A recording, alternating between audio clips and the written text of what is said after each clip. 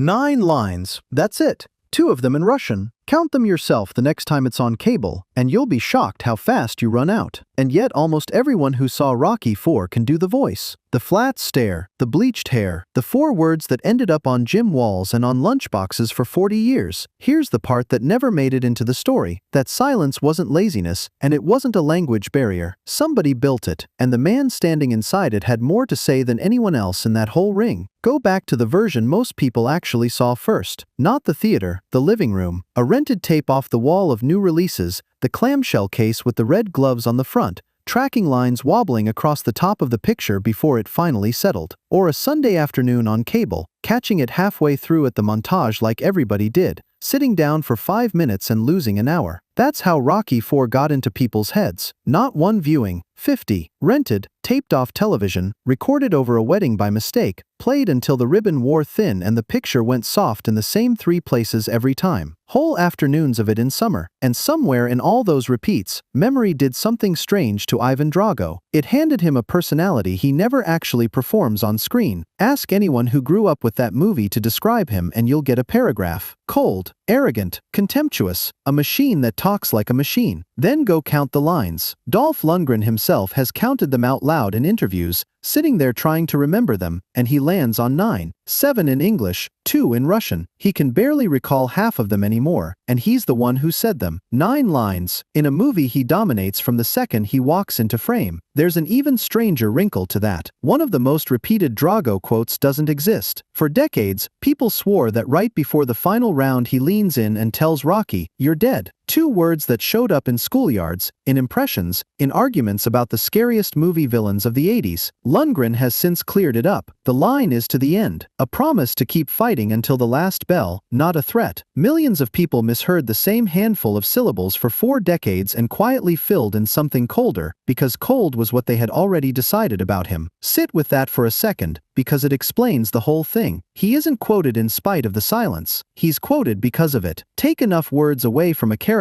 and the audience starts writing dialogue for him in their own heads, and what they write is always more extreme than anything a screenwriter would risk. And the man they were writing it for was the last person on that set anyone would have cast as a mute. The movie sells you a simple picture, a Soviet slab of muscle, lab coats orbiting him, syringes, wires taped to his chest while numbers climb on a monitor. A man assembled rather than raised. The film wants you to believe there is nothing in there. The actor inside that costume held a degree in chemical engineering from the Royal Institute of Technology in Stockholm and a master's in the same field from the University of Sydney, finished in 1982. He had done his service in the Swedish military. He had captained his country's Kyokushin karate team and won the European Championship 2 years running. By 1983 he had a Fulbright scholarship waiting for him at MIT. He lasted about 2 weeks there before walking away to try acting. Run the math on that for a moment. In a movie about a chemically enhanced fighting machine, the man playing the machine was the only person on that set qualified to explain the chemistry. He has said plainly that he didn't want to spend his life shaking test tubes. He has also admitted, years later and without much drama about it, that he still wonders what the other life would have looked like, and that it probably would have come with a lot fewer injuries. None of that reached the audience. It couldn't. There is no scene where Drago thinks, no beat where he doubts, no throwaway line that suggests a childhood. The character has no interior life for anything to leak through. Everything he could actually do got poured into how he stood, how he stared, and how he moved the instant the bell rang. Here's where the memory turns. The performance people file away as robotic came from an athlete with real championship-level control of his own body. Standing that still, that long, while every camera angle in the film is built to make you afraid of him, is not the absence of acting. That was the entire job, and he only got one tool to do it with. Because the silence wasn't an accident of casting. Somebody sat down and wrote it that way on purpose. That somebody wrote, directed, and starred in the picture. Stallone did all 3 on Rocky IV, which meant one man controlled exactly how much air his own villain was allowed. Watch the press conference again with that in mind. Drago is standing right there in the room. Reporters ask about him. His wife answers for him. His handlers answer for him. A translator answers for him. Apollo Creed gets the joke about the man's tongue not clearing customs. Drago himself barely opens his mouth, and when he does, It drops into the room like a stone into still water. That is not sloppy writing. That is engineering. Every other character in that movie is busy describing him, which means the audience meets Drago the same way most of the West met the Soviet Union in 1985. Through spokesman, through translation, through what other people insisted he was. Count who does the talking in his scenes, and the pattern gets almost funny. The wife, the trainer, the officials, the commentators calling the fight. The film keeps him surrounded by voices and never lets him be one of them, so that by the time he finally speaks over Apollo's body, 5 short words carry the weight of an hour of build-up that other people did for him. Lundgren has been open about what that cost him. He has called the character monosyllabic. He has called him a robot, in his own words, and said that as much as the role built his career, it also worked against him for years afterward. He wanted lines that made sense as speech. He didn't get them in 1985. Now flip it around, because this is the uncomfortable part. Giving him more dialogue would have made him smaller. A villain who explains himself is a villain you can argue with. Drago never explains. He states something, and then he hits you. Taking the words away made him bigger than the screenplay he was standing in. There's a limit to how far that trick carries, though. You can control a script. You cannot control what happens when 2 very large men hit each other for real, on camera, for 3 straight weeks. The fight in the movie is choreographed to the frame. What happened during the shooting of it was not. Stallone has told this story many times, and the details drift a little depending on the year and the interview, which is worth saying out loud before anyone repeats it as gospel. The core of it never moves. They shot the final fight first, in Vancouver. Stallone decided the choreography was reading fake on film and told Lundgren to stop pulling punches and genuinely try to knock him out. Cut loose, more or less. Really try to clock me. Lundgren, who by then had a black belt and actual tournament experience behind him, did what the director asked. Stallone didn't feel the worst of it right away. It caught up with him that night. In the Netflix documentary about his career, he described his heart swelling from the impact against his chest, his blood pressure climbing past 200, and being flown out to a hospital in Santa Monica. He has said he came around in intensive care surrounded by nuns and figured that was curtains. Elsewhere, he summed the whole thing up in a line he clearly enjoys, that he'd been hit by a streetcar named Drago. How long he stayed depends on who's telling it. Some accounts say 9 days in the hospital.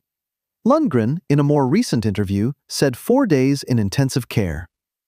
Lundgren has also been careful about taking credit for it, pointing out that Stallone was directing, writing, and starring in the same picture, that they shot 15 rounds over several weeks at 8 to 12 hours a day, and that thousands of punches got thrown in that time. He has said he doesn't know whether it was his fist or the exhaustion. Nobody involved has ever suggested there were hard feelings. They've been making films together ever since. But hold the picture for a second. The villain who says almost nothing put the hero of the franchise in an ambulance. Production stopped. The producer called Lundgren and told him he had 2 weeks off because Sly was in the hospital. The entry in this series that people call the most cartoonish produced the only genuinely dangerous injury in it. And by the time it reached theaters that November, the movie had stopped being about boxing at all. Late 1985. The evening news was still leading with arms control. Reagan and Gorbachev had sat down together in Geneva that same November, days before the film premiered. Into that walks a picture where an American fights a Soviet in Moscow, and the crowd changes sides before the final bell. The reviews were rough. A lot of critics saw a cartoon. Plenty called it propaganda without softening the word. The Razzies came calling. The screenplay took hits for being predictable, though even the harsher notices tended to admit that Drago worked, that the villain was the one thing the movie got completely right. Audiences did not care even slightly. Rocky IV took in roughly $300 million worldwide against a $28 million budget, with about $128 million of that at home. It became the highest-grossing film in the entire Rocky series, a record it still holds. It stayed the highest-grossing sports film ever made for 24 years, until The Blind Side finally passed it in 2009. That gap between what the critics saw and what the room felt is the real story of that winter. On paper, it's a Cold War pageant with a flag draped over it. In a packed theater, it was much simpler than that. People were watching a man they'd known for 4 movies get hurt by somebody who would not fall down. The soundtrack went everywhere. That cassette lived in car decks straight through 1986. Kids who couldn't have found the Soviet Union on a map could do the accent by heart.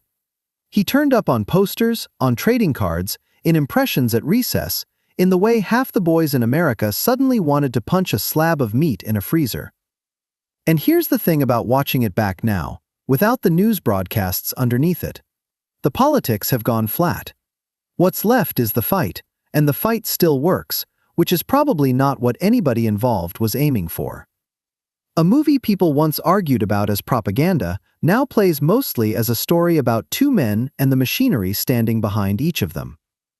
Then history moved faster than the franchise did. Within 6 years, the Soviet Union didn't exist. The villain had been built for one very specific moment, and that moment closed. Except the character never got to retire when the Cold War did. The actor got stuck with him instead. Follow what happened next through the shelves of a video store, because that's mostly where it played out. Rocky IV made Lundgren a star on about 90 minutes of screen time and 9 lines. What came after was a long run down the action aisle. He-Man in 1987. The Punisher in 1989. Then years of titles that opened wide overseas and went straight to tape in the States. The kind of covers with his face in hard shadow and a weapon somewhere in the frame, 3 copies deep on the bottom row. He worked constantly, which is more than most people who get one enormous role ever manage. But look at what the industry kept asking him to be: huge, foreign, dangerous, and preferably quiet. If you were browsing a rental place any weekend in the early 90s, you saw that face on 4 or 5 different boxes without ever hearing what the man actually sounded like when he wasn't doing an accent somebody wrote for him. He had handed them a performance so complete that it became the ceiling. The engineering degrees never once came up in a casting meeting. The championship karate did, but only as a reason to have him hit somebody on camera. He has said the role was a great thing for his career and a negative at the same time, both halves in the same breath, and you can hear how long he'd been carrying that sentence around before somebody finally asked. That's the part that disappears when people treat Drago as a punchline. The role that made him also pinned him in place for a very long time. Somewhere inside all that is a genuinely unusual man who tested into the top of 2 different fields and then spent decades receiving scripts where the direction amounted to stand there and be frightening. And through the whole thing, in the movie that started it, there is exactly one moment where the machine cracks open. It happens in Moscow, in the corner, late in the fight, when he's losing. The Politburo box is watching him. His own handler grabs him and starts shouting about the country, about what he owes it, about who he is supposed to be fighting for. And Drago lifts the man clean off the floor by the throat and tells the room he fights to win for himself. "For me," he says. "For me." That's the pivot of the entire film, and it belongs to the villain.